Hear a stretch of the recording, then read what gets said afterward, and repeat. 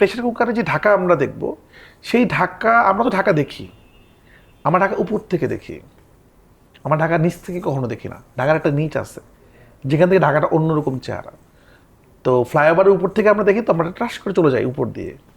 ফ্লাইওভারটা যখন হওয়ার আগ পর্যন্ত ফ্লাইওভারের নিচ দিয়ে আমরা চলাফেরা করি। একবার যখন ফ্লাইওভার হয়ে যায় বা এক্সপ্রেসওয়ে হয়ে যায়, আমরা কিন্তু উপর দিয়েই চলি।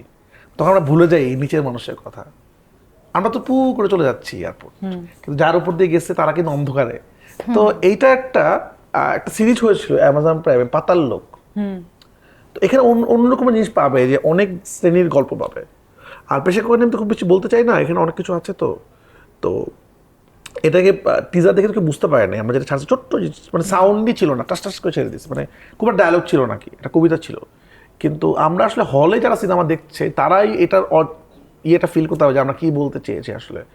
এবং এখানে আপনার এটা একটা ডিফারেন্ট টাইপের সিনেমা, কিন্তু এখানে আপনার 3-4 বার নাচতে হবে হলের মধ্যে, আপনি যেই ধরনের দর্শকই হন।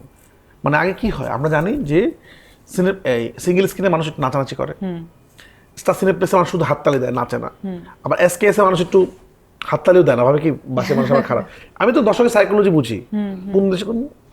আমি এবার চ্যালেঞ্জ, আমি আপনাকে চ্যালেঞ্জ দিয়ে বলছি, আপনি সিনেমা দেখেন না, আপনি তো সিনেমা দেখতে যাবেন, যাবো অবশ্যই। আপনি 3-4 জায়গায় দর্শক নাচবে, আপনি যেই শ্রেণীর দর্শকই হন আপনার মনে হবে যে একটা হাততালি দিয়ে নাচা দিই, মানে এরকম মোমেন্ট ক্রিয়েট হবে। এবং আমরা যেটা বলতে চেয়েছি যে কমার্শিয়াল সিনেমা মানেই যেখানে আইটেম সং থাকতে হবে, অযৌক্তিকভাবে ড্রিম সিনে গান থাকতে হবে।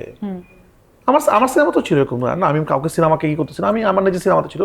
এটার বাইরেও যে গল্প দিয়েও কমার্শিয়াল সিনেমা বানানো যায়, যে সিনেমা একই সাথে ক্রিটিক্যালি ক্লেমও হবে, আবার ব্যবসা সফলও হবে এবং এন্টারটেইনিংও হবে, সেটা প্রেসার কুকার দেখিয়ে দিবে যে সব এই ধরনের ইমোশন থাকবে।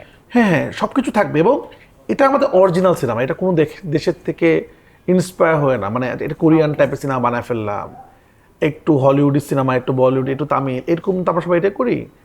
আমরা যারা একটু আধ্যাত্মিক তারা একটু ইরানি ছবি ফলো করে, যারা একটু কম আধ্যাত্মিক তারা একটু কোরিয়ান, কেউ ইউরোপিয়ান।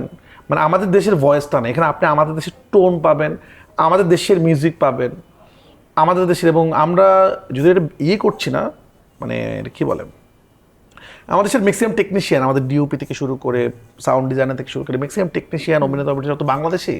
তো এই ছবিটা বাংলাদেশকে রিপ্রেজেন্ট করে অনেক সুন্দরভাবে, ঢাকাকে অনেক সুন্দরভাবে রিপ্রেজেন্ট করে। ওকে,